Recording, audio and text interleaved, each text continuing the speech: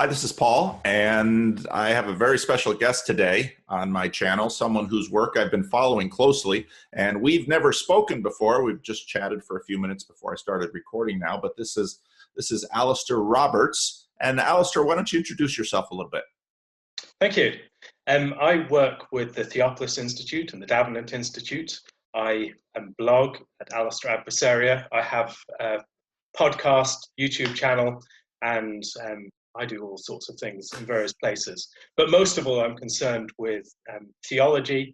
I blog on issues related to um, reading of scripture and technological changes in our discourse and how Christians relate to that. I've written a lot about Jordan Peterson, who's really interested me in the past year or two. And that's a basic introduction to who I am. Okay, and you live in the UK. I do, Stoke-on-Trent. Okay, and you grew up there? I grew up in the Republic of Ireland. My Oh, really? parents were missionaries and my dad planted a church there. Oh, interesting, interesting. Now, I first noticed you when you wrote a piece, Understanding Jordan Peterson, and you, underneath the picture on your, a picture of Peterson from the TED Talk on your blog, you had a terrific C.S. Lewis quote. And when in March of 2018, you connected Jordan Peterson with C.S. Lewis, I was all over that. So when did you first notice Jordan Peterson, and why did he grab your interest? Relatively early on, actually, I was first came across Jordan Peterson. I'm not sure exactly what linked me to him, but 2013, there was a TEDx talk that he had on reality at the University of Toronto.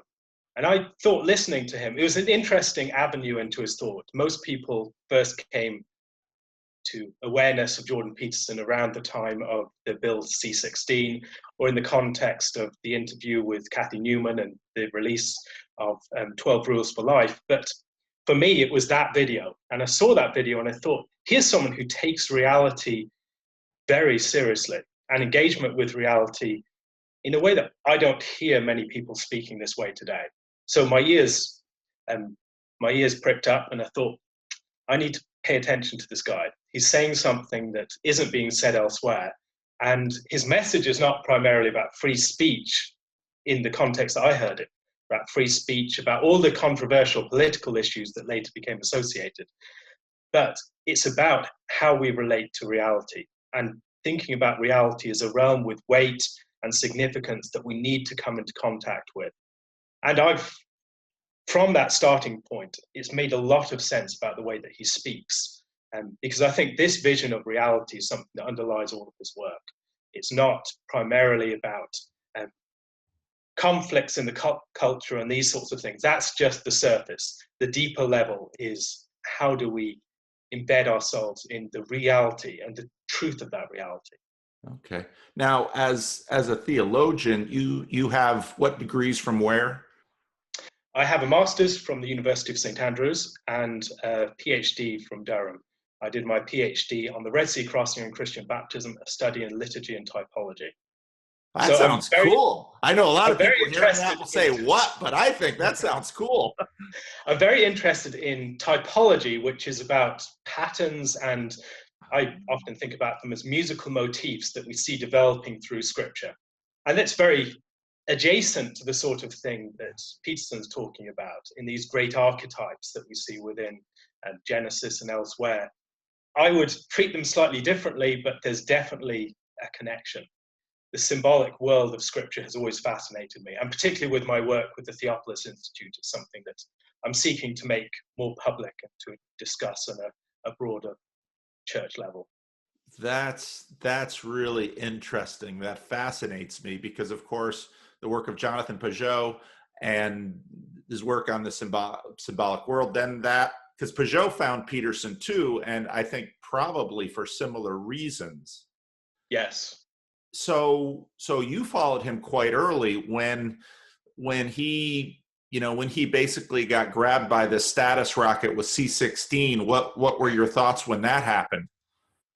Well, I came to that from the background of having seen this previous material. And first of all, I was impressed by the courage and the calm that he showed in his response to that. There's a sense on occasions that we're living in a world of lots of children. And then suddenly an adult walks into a room and you notice that someone who speaks with a courage, a determination, a fortitude, and a clarity that is absent most of the time. And when a lot of students are shrieking and engaging in shrill outrage, and someone walks in and is calm and measured and clear and speaks with weight and gravitas, it makes you pay attention. And I think we've been waiting for that sort of person in many contexts. And when someone like that comes along, I think it was the same thing with the Kathy Newman discussion, that within that you saw someone who was speaking as an adult in a conversation that's so often reactive and childish conversation, where we just do not have the courage to speak seriously about things. Yeah. Now you, like me, come out of a conservative, Reformed, Presbyterian background. Now, I don't know if for a while Jordan Peterson was a guilty pleasure that you kind of kept secret, but since you've been blogging about him and speaking about him, is there any dissonance that comes with your conservative, Reformed background and then Jordan Peterson, or have you found that they sort of come together somehow? Well, there's certainly been some resistance from friends and other people within contexts I've been involved in. But for the most part, there's been a sense of appreciation for what Peterson is bringing to the surface, and also a recognition that Peterson is resonating within our constituency, particularly for me, who's engaging with a lot of young men who are interested in theology, interested in thinking about these deep questions of reality. These are the people who are listening to Jordan Peterson, and also people who are engaging within the world of new media. Peterson has really used new media in a way that very few Christians have used new media effectively. The sorts of conversations that you're having on your channel, these aren't things that most Christians do. And Peterson's work, I think, on YouTube, and there's an entrepreneurial way that he's adopted new media in ways that have enabled him to circumvent some of the traditional gatekeepers of the university and other institutions. And even the work that he's been doing lately in thinking about an alternative to Patreon, that is a significant thing. And I don't think that we've had enough of that creative use of new media in order to create new conversations, new possibilities. And more generally, alongside that, I've always been someone who's read widely. I've always believed that Christian faith is an engagement within the grand human project. And we're all engaged in the grand human project. We have many fellow travelers, many of them who are quite surprising. And when you see someone like Jordan Peterson, there is a sense of recognition that this is a fellow traveler on a journey that I'm engaged in from a different angle, but I have a great deal in common with this man. And I want to speak with him, engage with him, and learn from him.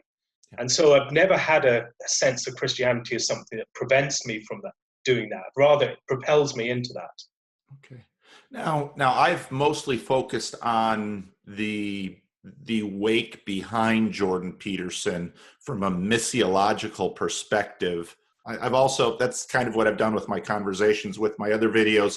For me, that's a lot of processing, thinking out loud, trying to piece things together. Why do you think Jordan Peterson is important, not only in terms of what I see as a missiological opportunity for the church, a lot of young men getting interested in the church, but in terms of more the academic side? What do you see him bringing to the table and into the conversation that you find to be important, both as a Christian, but also as an intellectual?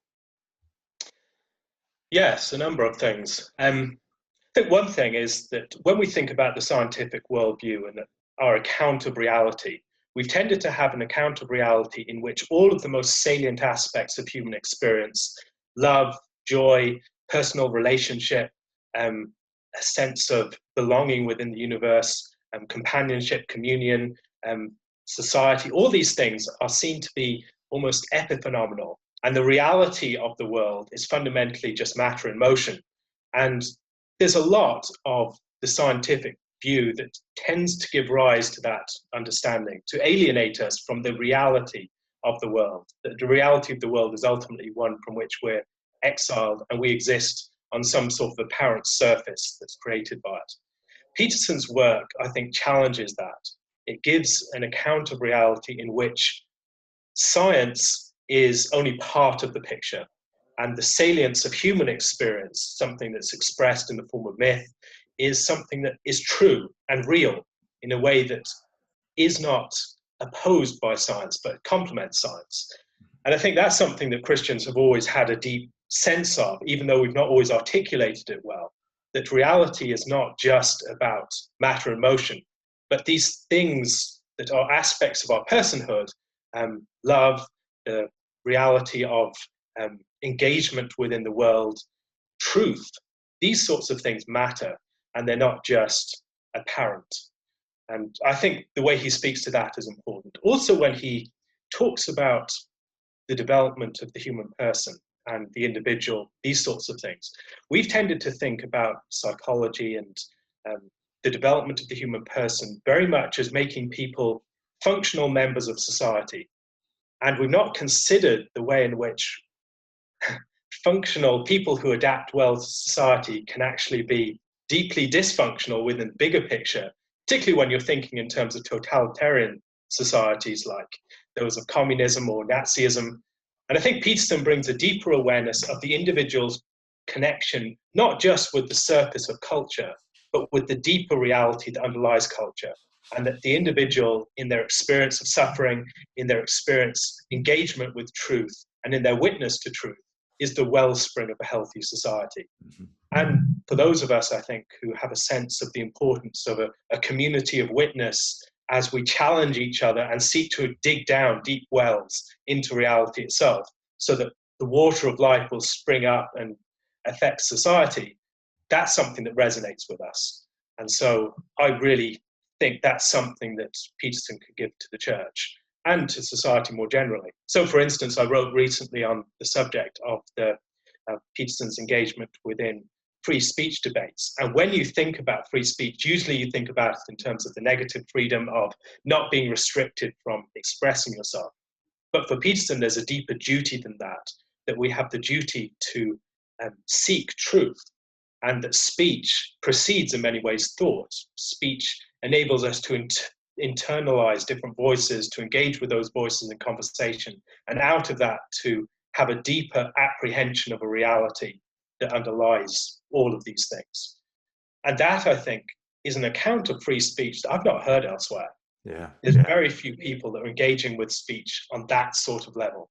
And I find that just refreshing. And so I think Christians can gain a lot from that. Yeah.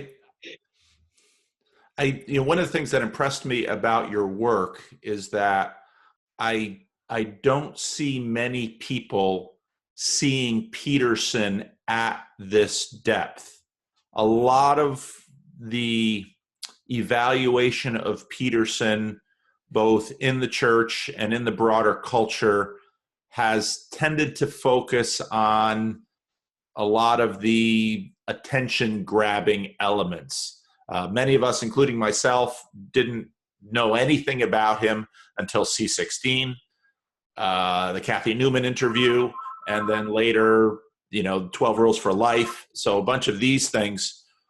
Why do you think there's a reality going on here that people are sensing but don't understand it? My sense is that a lot of people get interested in Peterson. On the surface, they might grab onto one of these more hot button issues and maybe align with that. But there's also a deeper sense that people have of him, that there's something going on here. I don't know what it is, but I know I should pay attention to it. And then they just kind of sit there and try and figure it out. And maybe that's where I've been, because he right away grabbed my attention. I looked at a lot of what he was doing. I said, this is important. I don't quite understand how and why he's having the effect he's having, but there's something more going on here. Is because now you've been writing about him, you've been talking about him, and you've been doing this, at least at some times, in some pretty conservative, reformed Christian area. Yeah. So how does that go? Well, one illustration I find very helpful when thinking about these things is when Marco Polo went to India, he went to the East and he expected to encounter strange and wonderful beasts. He's been taught by all the bestiaries of his time that this is what you find when you go to the ends of the world. And so one of the things he's expecting to encounter is the unicorn. And sure enough, he finds the unicorn. But yet he's a bit surprised because the unicorn has hooves a bit more like an elephant. It has a tough, rough, blacker skin. It has a face that's more like a warthog. And then it does not have the grace of a horse or anything like that. Of course, he saw the rhinoceros, but he'd been taught by his background books to expect a certain sort of thing and just fit what he saw within that category. When we're thinking about Jordan Peterson, I think often we have all these background expectations and we have these slots that we like to fit people in. And Jordan Peterson comes along and, well, near enough, we'll fit him into this slot. And I think that's what many people have done when they've encountered Jordan Peterson. But yet, for me, encountering him, I've thought, this is a strange and wonderful beast, something I haven't encountered before that doesn't fit into the categories.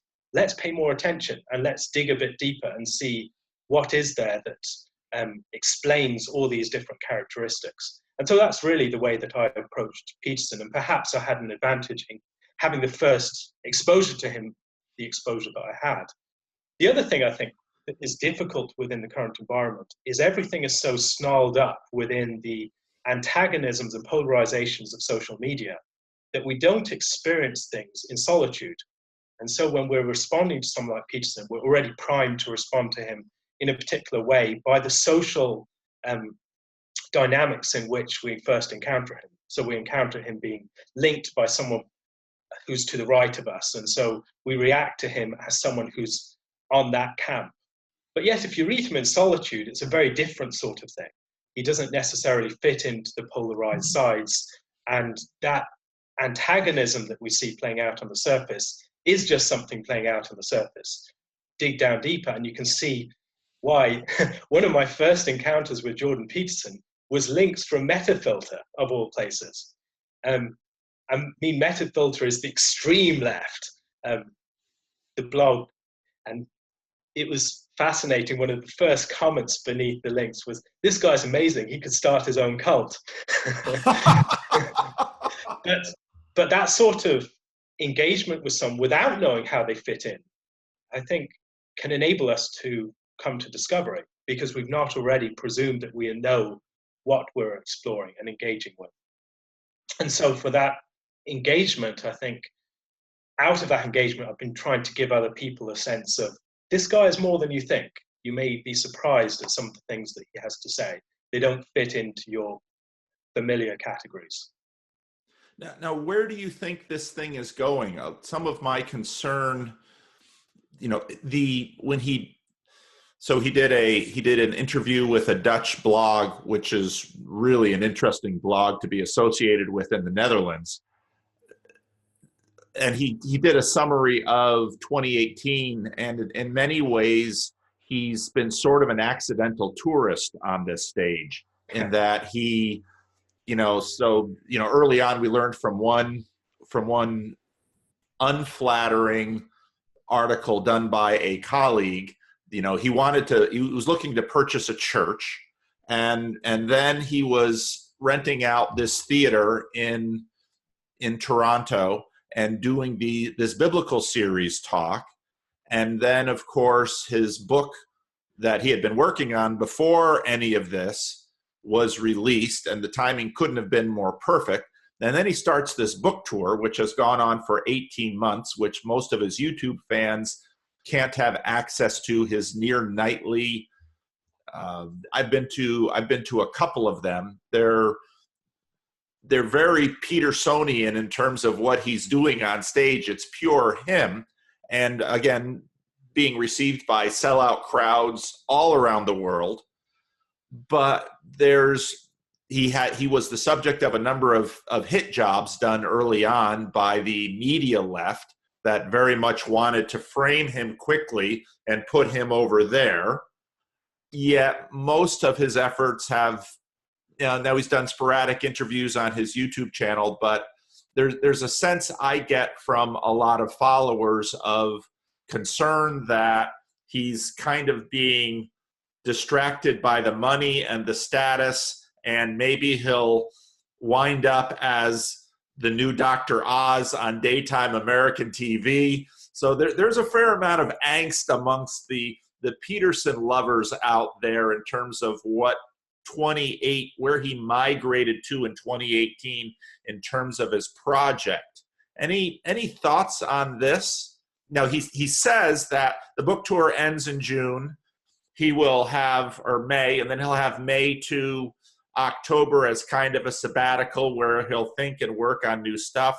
There's talk that he'll talk with some Cambridge scholars about the Bible, which should be very interesting if you and I have an idea of who he might be talking to.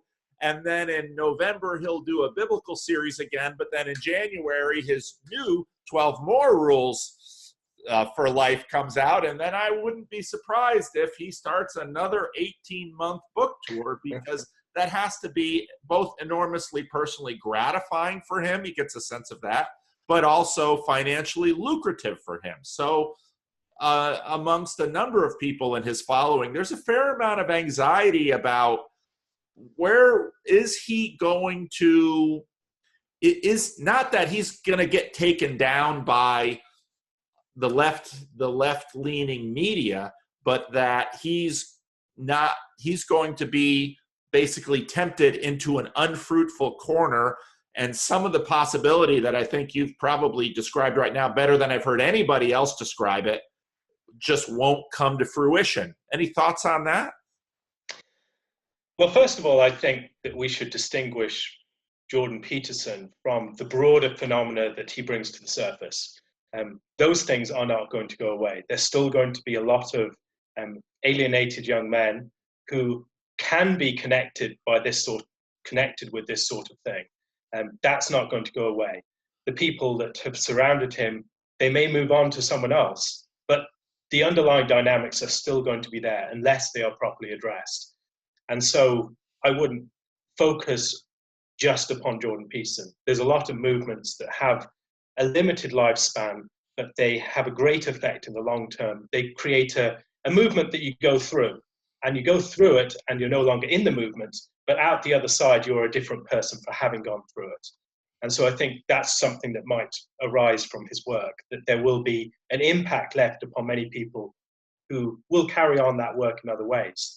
There are many aspects of the work that I think Jordan Peterson's project inspires that he's not going to be doing himself.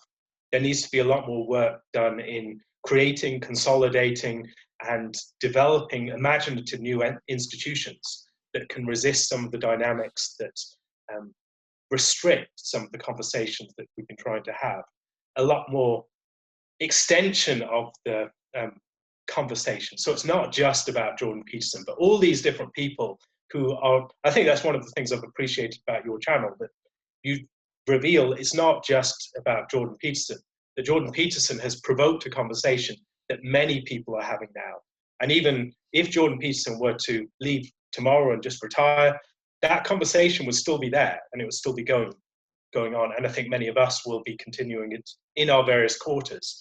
And that's another thing, that this conversation is taking place in a great many contexts. It's taking place in churches, it's taking place in movements among new atheists, it's taking place in contexts of universities. And these different contexts, again, it needs to expand out into further contexts and to connect with more people.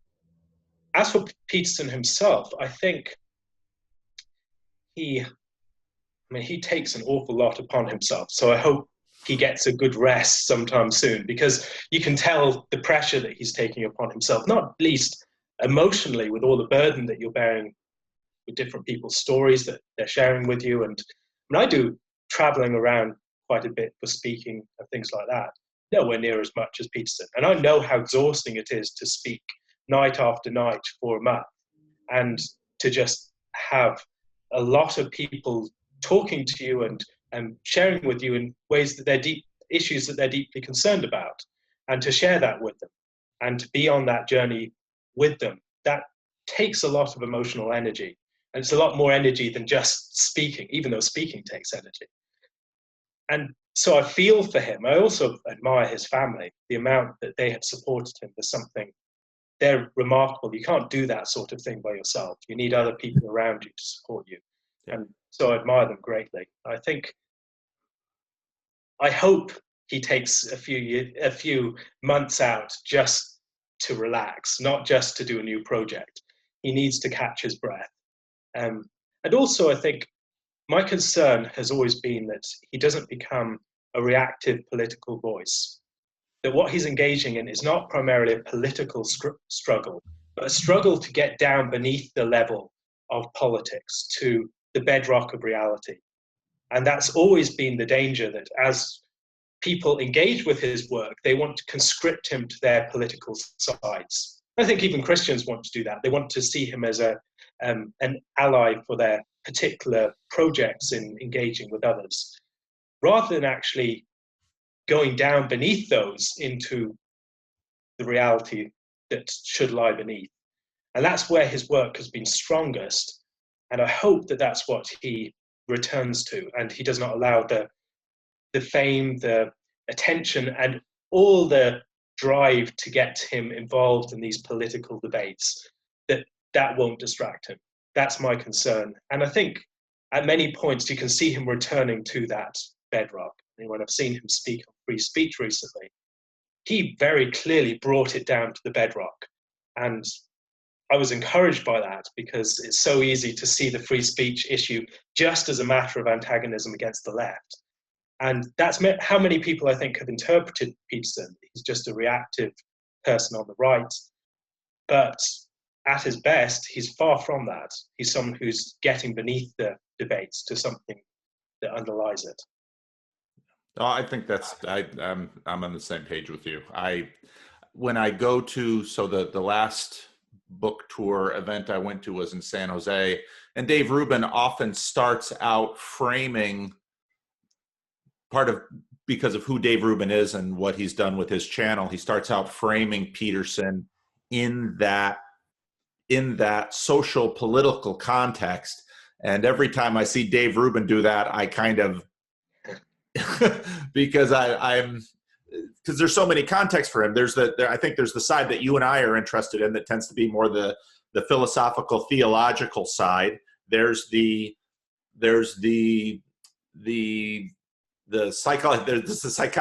practitioner of psychology who wants to help young men straighten up their lives. There's kind of the social movement guy who is very angry at bloody postmodern neo-Marxism. And then there's now the guy who's become a celebrity. And which of these Petersons will endure? I think they'll all continue. But, in terms of, all of us know that we're bounded by time and space, and our time is limited. And so the priorities you set in terms of how to work and where to work, they have a significant impact. And on that front, I've often been concerned about the way that the intellectual dark web has developed, in part because of the incredible antagonism against Peterson and others within that movement from the left. But yet we need the left in the conversation. And the more that the left is absent from the conversation, the less we have the critical sort of challenge to our voices that will enable us to be sharpened. And so I find myself reading a lot of stuff from the left. I find it important to think for myself. If I'm going to develop my own thought, I need to be engaging with these voices. And when I read Peterson, when he gets onto some of these issues related to cultural Marxism, postmodernism, these sorts of issues, he could do with a lot of sharpening up from people on the left. But yet, there are so few people who've engaged with him well. And that just frustrates me, because what Peterson's work represents, I think, is a call for a context of speech where there are these different voices engaging with each other.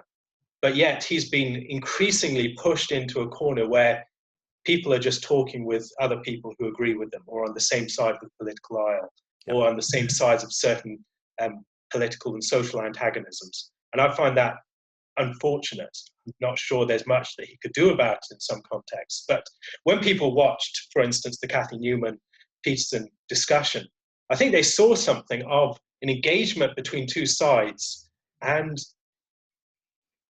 just moments of recognition within that, that maybe we can learn from each other. Maybe this person who seems to be just a misogynist, someone who's a right-wing reactive type, maybe this person has some knowledge about reality that I can learn from, and maybe I'm not completely right in my position. That, I think, was a heartening thing for people to see, that there could be a breakthrough within the impasse in what isn't a conversation. And partly that is also one of the reasons I think people have found YouTube so encouraging, that YouTube allows for long conversation where you're not necessarily entering the conversation with a key set of bullet points that you want to hit, but you're going to see where it takes you, and we're learning together, and we don't know where we might end up. And those sorts of conversations are what I've followed Peterson for, and what I hope we'll see more of in the future. But for that to occur, I think we need a lot more goodwill and the establishment of a sort of common good between people on the left and the right. There's a comment that Scott Alexander made a while back on his blog, Slate Style Codex. And he talks about free speech as commons. And the way, if we're always drawing from that, and if we're always using free speech as a means of antagonizing the other side, rather than thinking about free speech as that which protects speech that is aimed at truth, and speech that is aimed at truth, speech that is serious, will always be objectionable to people. It will always be difficult. It will always be unsettling. And I think none of us have had many serious conversations in which we didn't have our feathers slightly ruffled. There's a sense that you need to go deep. And as you go deep, you will bump up against reality. You'll bump up against those other voices that push against yours. And yet there's something good that arises from that. And free speech protects that commons. But yet when that commons is just used to antagonize other people, it ceases to serve that purpose. So what I would like to see more than anything else is the development of contexts where we are exploring widened conversations and engaging with interlocutors from across the different areas of the political spectrum. Let's talk to some people who are postmodern theorists and see, yeah, there is some sense to what they're saying. There are lots of problems that we can push back against, but there are also things we can learn from the way that they are seeing things. And cultural Marxism, there are things there that are more complicated than they might just appear on the surface. It's worth understanding it first, and then we can engage with it critically. That's what I'm hoping for. And I think Peterson is someone who can do that. I would like to see the environment where that was possible. I'm not sure that there is that environment at the moment. Yeah, and then the question of what will create that environment, and whether this will be something that he's shown an amazing capacity for creating situations where these things come to the surface. No, I very much agree with you. And to pivot a bit here, part of obviously the C16 debate, the intellectual dark web, that group has focused on questions of social justice. Now, one of the things I most consistently get criticized for in my comments section is when I do on YouTube what I don't tend to do in my real life church, which is say anything about American politics, when I mention the fact that for my whole life long, I've tended to vote Democratic Party, and many of the people who follow my YouTube channel are political conservatives in the United States. And this isn't unusual for me because most of the Christian Reformed Church tends to vote Republican. But I had always been on the left wing of the Christian Reformed Church, partly because of my father's work in what in the 60s and 70s had been called inner city ministry. My father was a pioneer in racial reconciliation conversations in a conservative reformed context. And actually, he wasn't alone in that. There was a whole cadre of people coming out of Westminster Seminary, Philadelphia, people like Roger Greenway, who was Christian Reformed like I am. Roger Greenway's father was a CRC minister, and I'm friends with his son. Scott Greenway, who's a CRC minister. Harvey Kahn, who had been a missionary in Korea. Ray Bakke. And it's really out of this cadre that Tim Keller came out of and planted his church in New York City and Redeemer Press. And of course, that for many people is probably the biggest, probably the most successful fruit of that movement in the 60s and 70s of what in conservative reform circles was racial reconciliation, inner city ministry, ministry to the poor. Part of why, part of my frustration in this is that I've used these terms for decades and without, unproblematically, just this is, for many of the Dutch CRC folks, well, this is kind of these weird inner city missionaries, but they're okay. And now suddenly what happened then in the 90s, or really the 2000s, is that I kind of felt this entire area that my father had worked in it, I've worked in it, had kind of been co-opted by this new social justice movement that suddenly changes the script. Now, just a couple of days ago, in fact, someone pointed out for me, and I'll put the links in the comment, I thought some of the best stuff that I had read on your Davenant Institute site about social justice. And I was really impressed with how you engaged Jordan Peterson, and then, he's talking about this too. And I almost felt like C.S. Lewis and I forget his friend's name when they both you like North mythology too. and I read some of your, and again, I'll put them in the link, and I thought, wow, this is interesting, because on one hand, we're over here saying, well, we don't really want Jordan Peterson to get too much into the political food fight. And on the other hand, we're both interested in this political food fight, because at least from my corner of the world, I used to be a pro-life Democrat.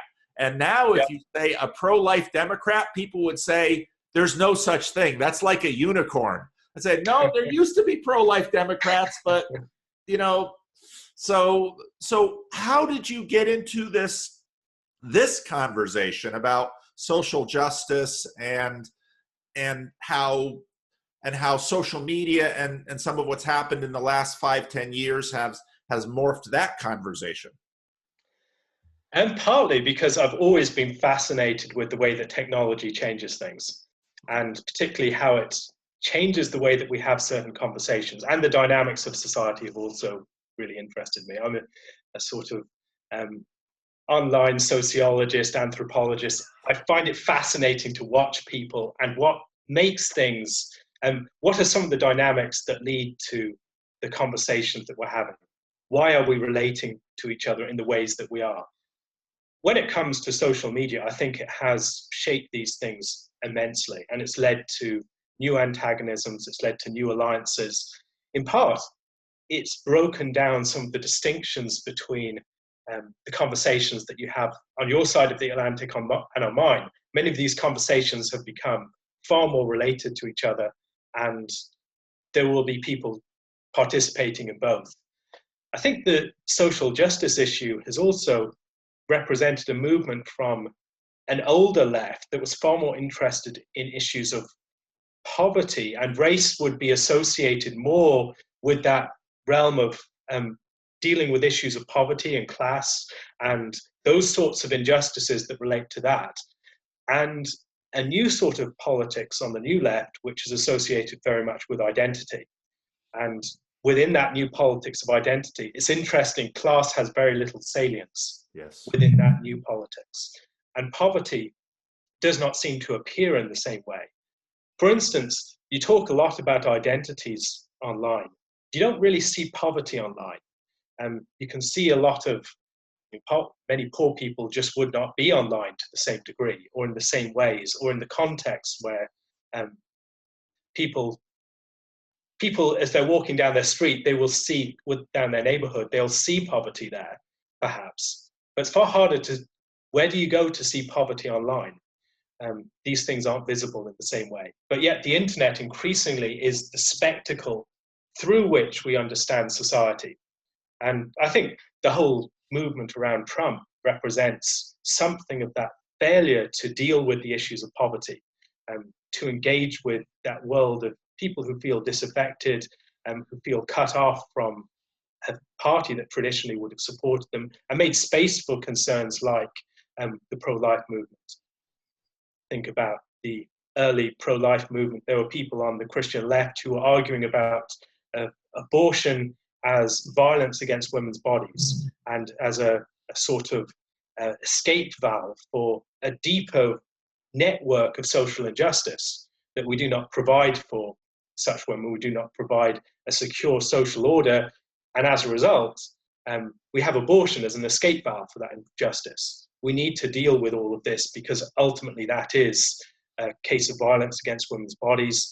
It's also something that is a signal of deeper injustice within society. You can't have that conversation now. And there's very few places where you will hear that sort of position expressed. Within the UK, there's never been the same degree of a left-right split within Christian circles. And so I don't have a clue how people within my church vote. It's a strange thing, I think, within a US context, but within the UK, that's quite typical. You would have certain senses of how they would vote, but you could be surprised. I mean, even a few years ago in a general election within the UK, all my family voted and we cast 6 different votes. There's just, and there are definite political differences within my family, but there are also deep agreements. It's just politics seems to be a lot more a matter of prudence and how do you address these particular issues. There's less a sense of this deep ideological difference. But yet on the internet, I think we've seen those ideological differences blow up. And we see that now in the context of Brexit, the debate in the UK, which has been polarizing in a way that previous debates maybe not to the same degree. On social media, I think what you see is within the realm of the spectacle, what do you have in common? You have in common politics, mass media, sport, entertainment, all these sorts of things. And increasingly, ideology is that which provides you with it is that which is the solvent into which all these different particular issues can be dissolved, and you can find your view as one that is presenting antagonism to others. So for instance, if you're thinking about a concept like the patriarchy actually stands as this grand signifier for a host of different issues within women's lives. It could be spousal abuse, it could be the sexually harassing boss in the workplace, it could be some wolf whistles that you find as you go home from school, it might be the situation of the woman who does not get the job that she thinks she should have, or doesn't get paid as much as some other men within her workplace, whatever it is. All of these things get congealed within this one concept of the patriarchy. And then you have within the spectacle these symbols of that. And it's like this head of the Hydra that has broken the surface of the water that must be crushed because it represents the entire beast that lies beneath. And so something like Kavanaugh becomes a grand symbol of everything that's wrong with the world. And that movement to the realm of the spectacle and the symbol that's projected onto reality.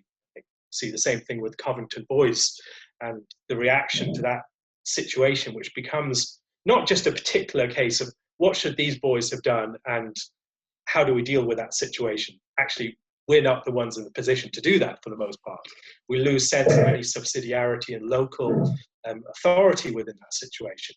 But what we have is this is a grand symbol for everything that's wrong with the family, that with the country and with dynamics of men and women, with racial relations, with families, all these sorts of things are placed into that one grand symbol. It doesn't matter that thousands of people marched in the March for Life. You have this one grand symbol, and then also Ben Shapiro's remarks, and those stand for everything. Those are the symbols that represent the deeper antagonisms, and everything else is something that is dissembling that underlying antagonism and is fundamentally illusory.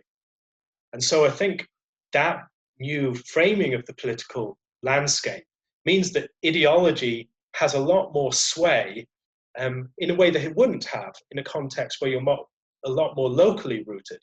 When you're rooted in a local, physical, concrete context, you find there's a lot of common good that you can find with people who are on the other side of the political fence. You do not have to agree with them on everything. And actually, politics is broken down to size. It seems to be a lot more a matter of the art of the possible, a lot of its prudence. What is the best way of approaching this thing that we all believe is a problem?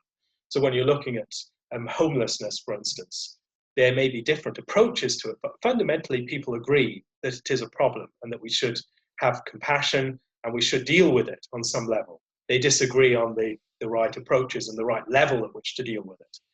But yet, when you have this debate in social media, I think it's very hard to see those factors within a local community that can break our differences down to size and enable us to find common ground.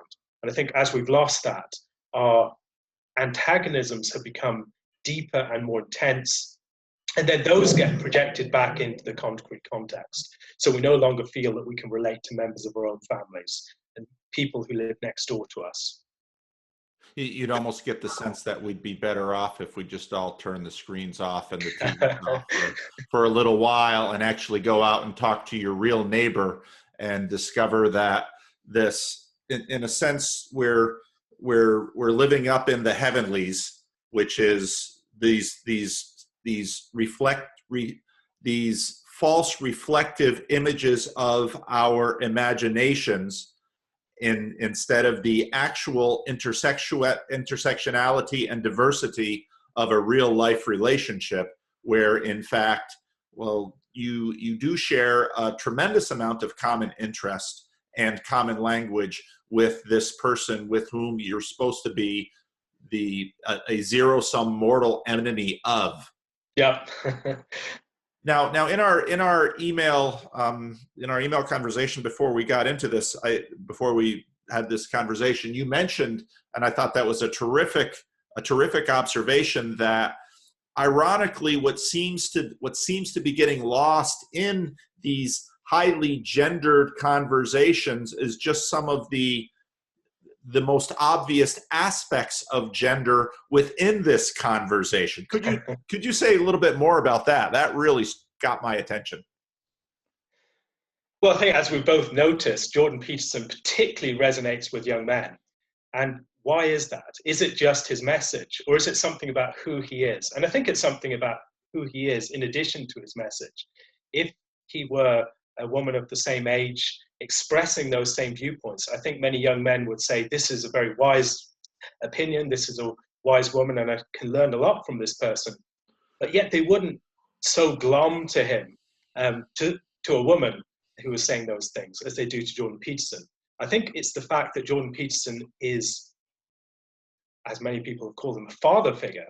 He represents something of what these young men want to become, who they want as a mentor. And we've lost a lot of that within our society. I was thinking about this in the context of scripture recently. When you look at the New Testament and you read the concept of sons, what does a son mean within the New Testament? Within our society, we think about the son as someone enjoying intimacy with their sort of daddy-child relationship. And that relationship is very much one enjoyed by a young child and their father within the home domestic environment. But yet within scripture, the paradigmatic son is the adult son. It's the son who engages in his father's business, who has learnt his father's trade, who works with his father, who acts in his father's name, who inherits from his father, who receives a bride from his father. All these sorts of things that represent a deep bond between father and son such that the son is the image of the father. He reflects the father in a way that is seen within the broader realm of society. He's entered into his father's shoes. And that is something that many young men, very few young men enjoy. They do not have that deep relationship with man of an older generation or men of an older generation that can bring them into that community of men. They also lack brothers and have companionship of other men who are on a similar journey. Now, male groups, I think, have tended to function using certain dynamics that are specifically that play into male tendencies and also represent a vision of manliness. So things like the emphasis upon agency, that agency is where manliness is expressed, that when a man comes of age, he expresses himself through his capacity for agency. So does he have strength? Does he have courage? Does he have mastery, honor? These sorts of things, fortitude. And often these are virtues that are associated with virility and manliness, and we've not had much of a place for them within our society. And where they have been expressed, we've often tended to pathologize that. And so men have tried to seek these in other contexts where they've not been found, where they can still retain these, often within sports. And often I think men are looking for these things in entertainment, things that formerly would have been found in the workplace with other men or in contexts of thought and engagement with other men where they have companionship and they can push up against each other. And male contexts tend to be more agonistic in that respect. Now, when we look online, we're all supposed to be neutered. We're not supposed to, gender isn't supposed to be a real thing here. We don't have our gendered bodies. It's supposed to be a realm where we've moved beyond that. But yet you see all these gendered effects online. Why is it that 90% of Wikipedia editors are male? Why is it that we see the vast majority of people within the social justice movement, it tends to arise from female groups? Why is it the new atheist movement was such a male-heavy group, by contrast? Why is it that we see the gender split by different forms of social media? For instance, on YouTube, that there's a lot more males on YouTube. Why is it that we see news articles, that 80% of comments beneath news articles are by men? Now, as I think we see those things, we'll see some of the differences that are causing some of our antagonisms. Because in female groups, there's been a lot more emphasis upon inclusion and the person. Now, when I first went online, the internet was a very male place. It was a place where you went out to the frontier and you engaged with weird people with weird ideas. Now the internet is a neighborhood, and the concern is to manufacture consensus, to ensure that wrong thinkers are put outside, and there's a lot more emphasis upon policing of this community and appealing to third parties, these sorts of things. And those are the dynamics that you find more typically in female groups. I think we're seeing the same thing in the university.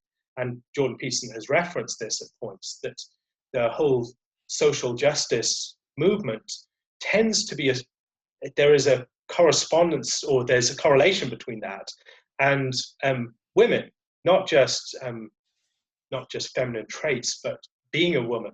And I think there are reasons for that. Traditionally, the broadest networks of society were networks where you had to go outside the domestic environment. You had to engage with people at the frontiers and more agonistic, and very much focused upon strength. And if you were going to be a public figure, you had to be seen as a combatant, an antagonist. You had to be challenged. You had to be pushed. All your views had to be tested. Whereas increasingly, what we're seeing, I think, is the context of social media allows the dynamics of the more intimate groups, which are more female dynamics, to be spread out to the widest groups. And now you're seeing the dynamics of what used to be the dynamics of politics and the more antagonistic male dynamics of politics are now being collapsed into the dynamics of polite society, which are the dynamics of a more female group, which have a lot more sensitivity about inclusion, about equality, about no hierarchy, about things like an avoidance of antagonism and agonism and these sorts of factors. And so I think part of what we're seeing is a breakdown of the old order which was provided by just I mean, something you see in society after society, just the way the sexes relate and the way the spaces tend to play out. Now we're seeing things increasingly collapsed into a realm where men and women are operating together and are at odds with each other. Yeah. And that, I think, is causing problems for both men and women. Both of them do not function well when they're forced to operate on the other's terms. Yeah. And I think many men have found this difficult, for instance, within the church, that the church can be felt to be a very feminine realm, where their strengths aren't really engaged, where they're not really engaging with other men, where where the vision of piety is is one that actually downplays virility, is one that suggests that you should not really play up to these male strengths.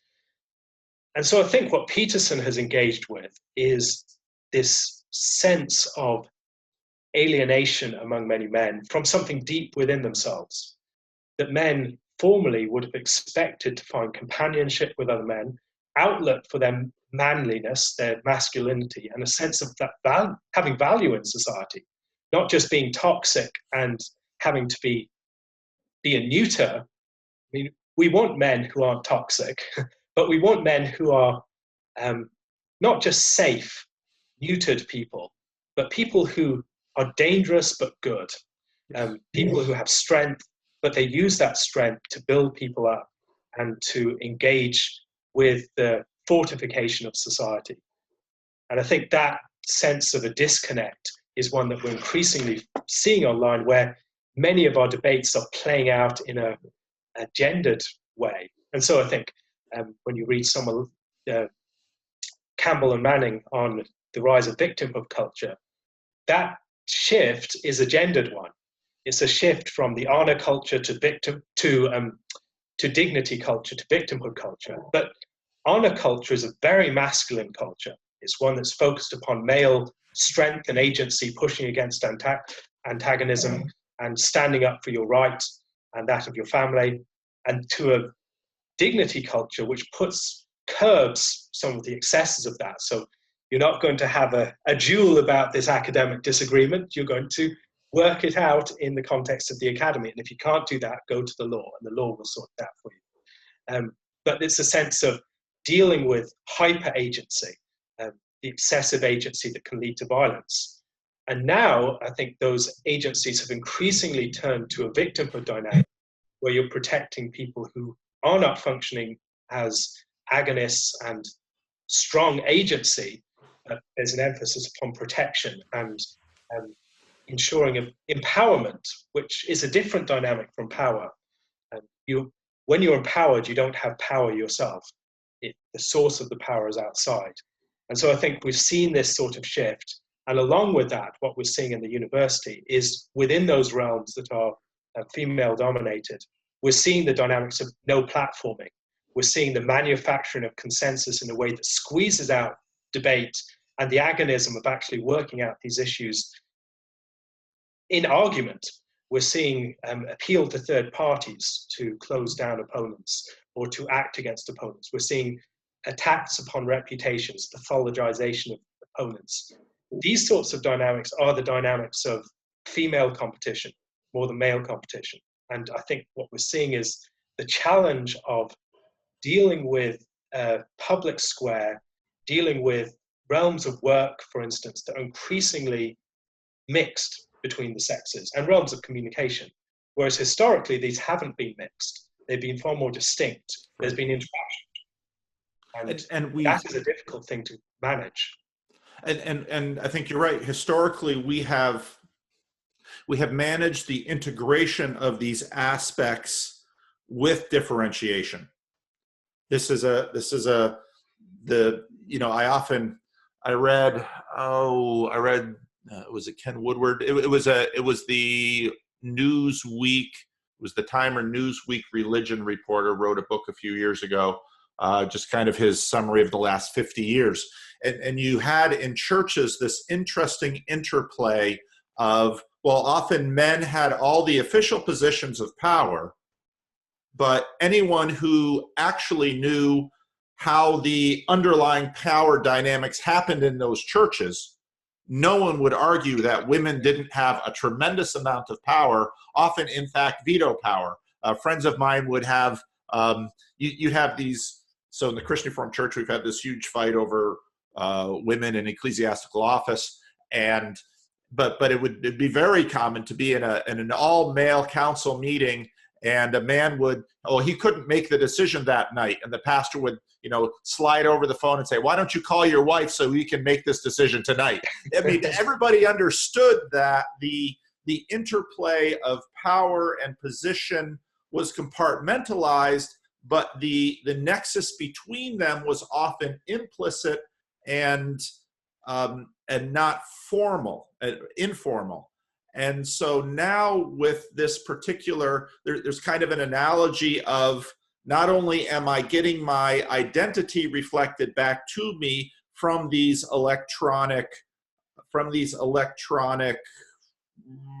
avatars, but all power must also come through a monolithic hierarchy where the stated positions of power are assumed to be the only positions of power. Whereas, again, in church society, in churches, we always knew there were those in formal authority, and then there was always, in a sense, the shadow government.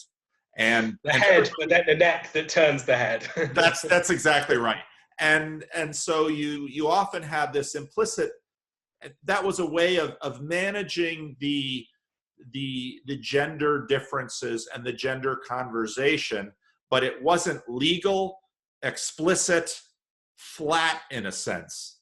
And so, you know, one might argue that this push has been a flattening, and the flattening in part of why, let's say, a natural environment is so non-flat is that you might not appreciate the earthworms, but once you no longer have earthworms, you recognize their necessity. So, you know, it's, you know, when you talk, it's so interesting, because when you talk, I think, dude, your stuff is so concentrated. I got to kind of take every one of your sentences and say, okay, well, there's a paragraph. I really appreciate that about your work, because it's like, ooh, you really compress it into something succinct and tight, and I'm very impressed by that. So, thank you. It's really good. Now I want to be sensitive to time, even though I get the sense you and I can do this all day. Any questions for me, or anything we didn't talk about that you'd like to throw out there? I'll be interested to hear just your experience of one of the things that I've been thinking about a lot lately is how to establish groups, particularly for young men, to get them engaged, not just learning, but in active communities of learners where we're agentically learning together. I think a lot of the time we're given this sense of there's a teacher, there's a learner, and you passively absorb information. But yet I think one of the things that we're seeing within these conversations around Jordan Peterson is a sense of a more active learning coming to the surface, that these are people who are changing their lives, who are engaging with these ideas, not just as ideas to take in and think, ponder, but we're going to change our lives in terms of this. Yeah. What are some of the practical ways that you've seen in your videos, but also within your local community, of bringing these communities together and having them work in a way that people actually engage within this broader network or community?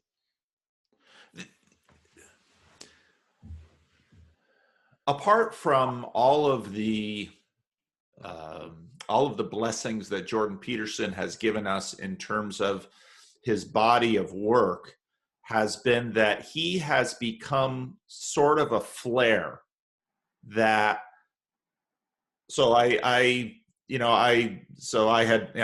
Jordan Peterson had my attention. So I'm trying to think through him. And so I'm reading about him, and I'm blogging about him. And my blog, nobody ever read my blog. It's kind of a link dump, and I just throw stuff there, and I never edit. And it's, again, it's like my videos. It's just my process. I'm a terribly selfish content producer, in that I'm just doing this because I need someone to talk to.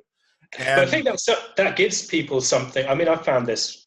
My blogging has always been for myself primarily. yeah, Um, but people have a sense of engaging with the process, that they're learning with you. yes.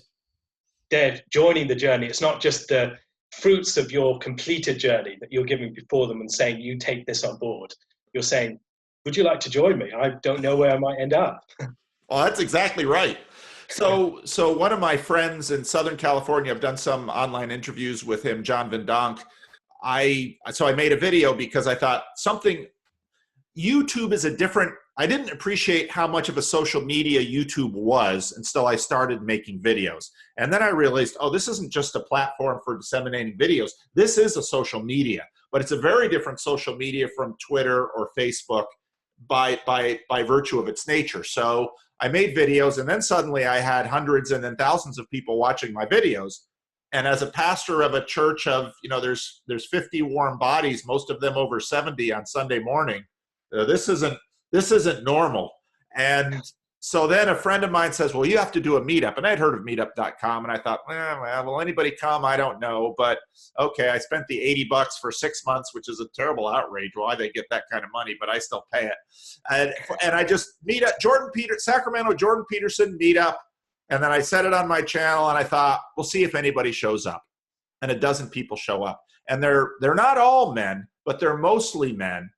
And now I, as a local church pastor, local dying churches try just about anything to get warm bodies in the room for almost any reason.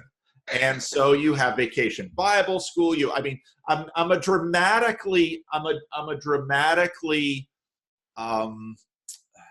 unsuccessful pastor in many ways. And I say that, and people, oh, Paul, don't say that about yourself. My ego is huge. I'm not hurting myself. Trust me. I'm a dramatically unsuccessful pastor. And I just put, Sacramento Jordan Peterson meetup, and 12 people show up the first night. Total strangers, many of them atheists. And I thought, well, I don't know what to do. So, let's just go around the room and introduce ourselves. And that took about half the meeting. And then conversation flowed from there. And it's like, and we're there for 2 hours, and I kind of decided, okay, at 2 hours, I'll call time, and then anybody can leave if they want to. You have, as a pastor, you have small group skills that you pick up over the years because you've run Bible studies in small groups. So then I say, okay, well, time's up. Anybody can leave if you want to, but if you want to stay, you're welcome to stay. And so we started at 7 o'clock. At 1:30 in the morning, the church phone rang, and I knew exactly who it was. And that wasn't a good thing, because it was my wife, and she's like, are you okay? Where are you? It's 1:30 in the morning. And I don't know who these people are you're meeting online, but I'm not sure they're safe. So could you come home? It's like, okay, push them. So at that point, I knew I had to say, I'll start kicking you out at 11 o'clock. But think about this. Churches that are dying to, and as a pastor of a local unsuccessful dying church, nobody wants to talk to me. People avoid me when they learn I'm a pastor, or they say sanctimonious things. Now I've got a line of people that say, I'm really interested in like God and theology and the Bible and men and women and politics. And so we sit there and we talk about everything. And I've been doing it for over a year, and they keep coming. And most of the time, we're not even talking about Jordan Peterson. He was just the thing that got us in the room together. And so I realized that in the church, women's Bible studies, you can have a dying church, that women's Bible studies, that'll outlast the church. And in fact, quite literally, in one of our church plants in Davis, the church, basically, they got too small to maintain themselves as a church, but part of the agreement in selling their facility to one of our church plants was, could our women's Bible study keep meeting on Tuesday morning? Yeah, no problem. So women's Bible studies, they're going great guns. All my attempts of starting a men's Bible study, crickets, and these are Christian men. And I know some people do pull it off. Okay, I'm a dramatically unsuccessful pastor. I couldn't do it. So then, like last night or 2 nights ago at our last meetup, one of the guys turns to me, and he's actually a Christian and goes to one of our church plants, and he says, I'm really surprised that he grew up evangelical. I'm really surprised that a church lets us do this, even though this is what I always wanted the church to be. Hmm. Because, well, and now again, these are men, and Yep.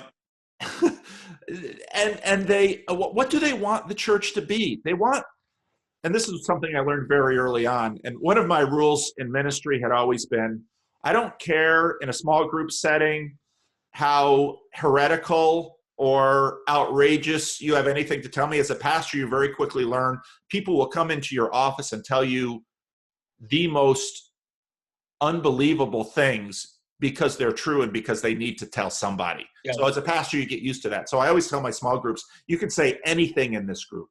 I mean, you can say God is a cucumber. I don't care, as long as it's honest. You can say it in this group.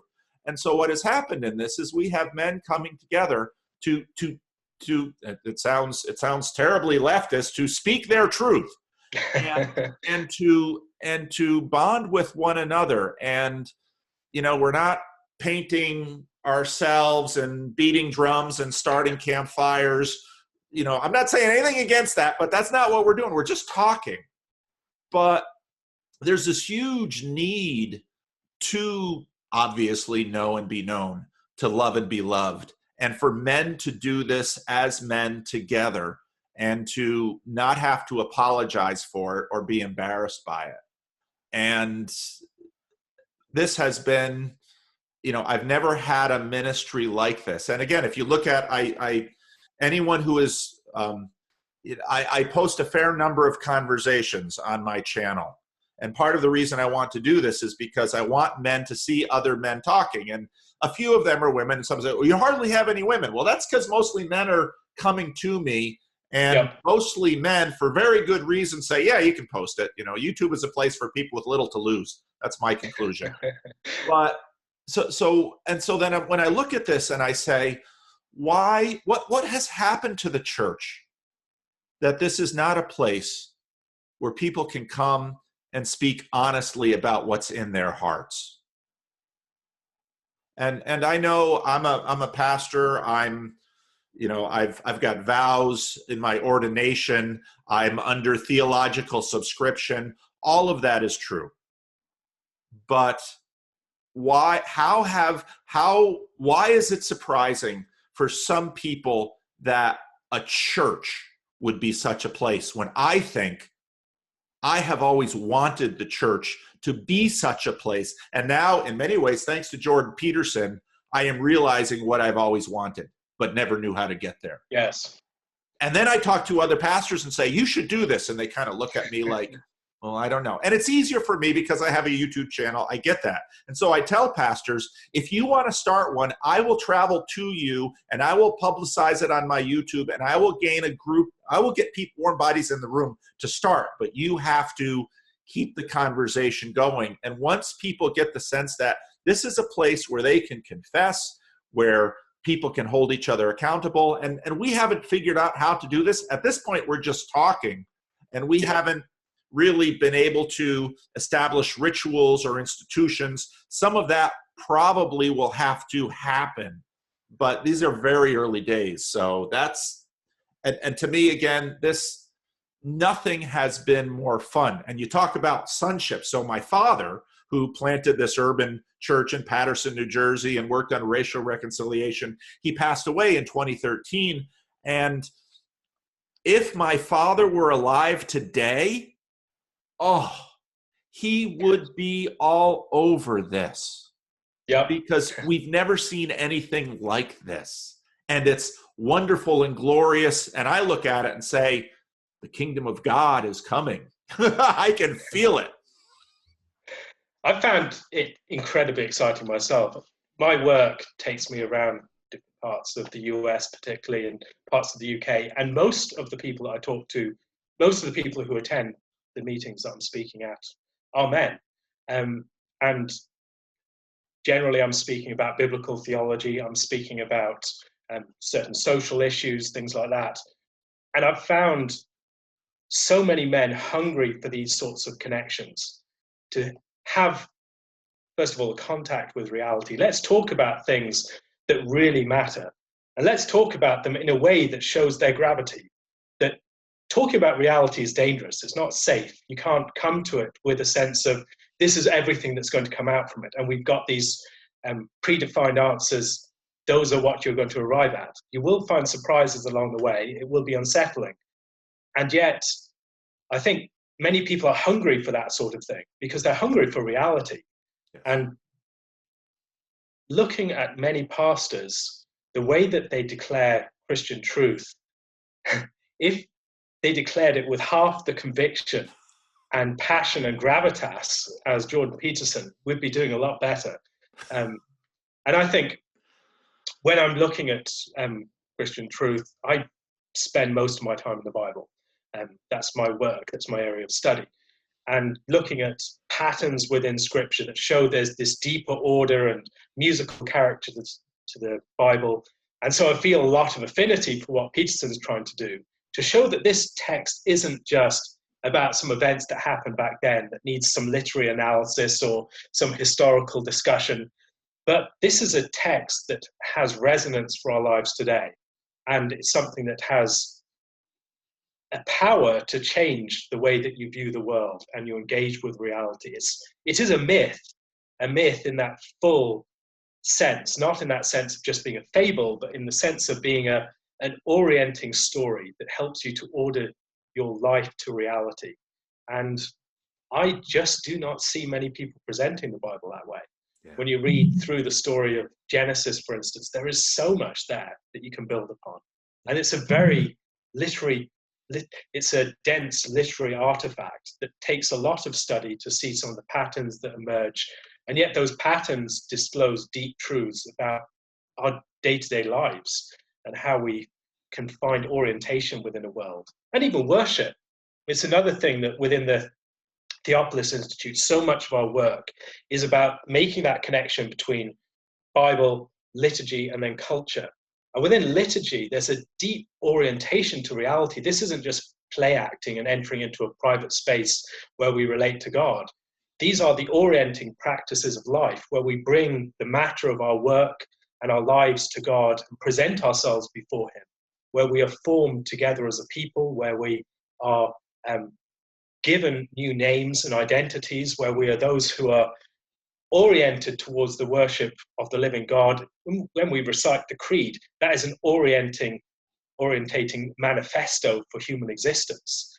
It's something about this is the deepest nature of reality, and we are going to go out and live in terms of this. And then we end with communion and being sent out. This is something that is deeply oriented towards practice and existence within the world in that deep existential level, but yet so many people lose any sense of that within their discussions of these things. Sacraments become just this theological conundrum. How does this work? And there's less of a sense of we are being knit together as a community, we are being given Christ's presence, and we are then being propelled out into the world. This is the heartbeat of the life of the church. And my work has very much been about trying to recover that sense of Christian truth as something that has this mythopoetic power to it and force, and it propels you into all of reality. Well, I'm so glad. I'm so glad we had this chance to talk, because I've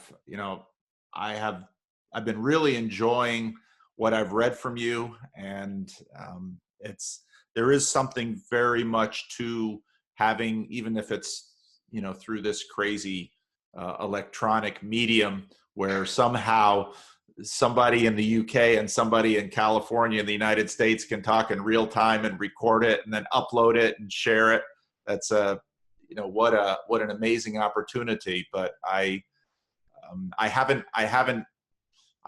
seen few people like you who can put this together the way you have, and who has seen this and articulated it like you have. So I really appreciate your work in this, and I well, when you make sure you let me know when you're going to be around in California, and we'll have to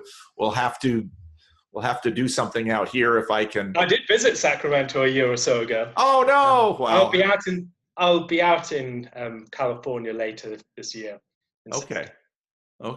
Well, we'll have to figure that out. Any last minute things you want? Because I think I could do this all day, but you're heading into the evening, and not everyone can sit. Although in YouTube they'll pause it, go to the bathroom. They can do whatever they want. But I would just encourage people to look deeper. That Peterson has started a conversation and opened up a number of different avenues that you can explore. And you can explore, it's like walking through a grand hallway and seeing doors opened up. There's the philosophical doors, there's the doors into psychology, there's the doors into myth, and there's the door into scripture. And I would encourage people particularly to look into that door of scripture. There is a lot more there, and it would surprise you just how much you can learn within that grand room of scripture. What would you say to pastors and particularly Reformed churches in terms of why this deserves not only attention, but probably also participation? Scripture is a symbolic world that we're supposed to inhabit, or it describes that world, and it presents us with reality in its deepest, capital R sense. And when we're reading Jordan Peterson, he's trying to grapple with the way that myths and texts open up the deeper aspects of reality. And he's dealing with the question of belief. The question of belief, not just as believing this set checklist of doctrines, but belief is something that's practical, that leads to a new way of life. And Christian truth has always been, Christ is the way, the truth, and the life, and we're looking for truthful ways of life. And this is something that we, I think, as Christians have put forward that we have presented within the text of Scripture. It's something that we present within the liturgy. And ideally, churches should present truthful ways of life. And so people who are considering, as Peterson is, how truthful ways of life can be conveyed through myth, and how this whole process works, and how belief is not just cerebral, but is something that is practical and existential, they are fellow travelers, and they are the sort of people that we need to be talking to. Well, hang on. I'm going to close out the recorded part of this. But again, I really want to thank you for taking the time and for this conversation. And, maybe in a few months we can do it again. And when we learn something else or something else happens, but That'd be great. I deeply appreciate this opportunity. So thank you so much. Thank you.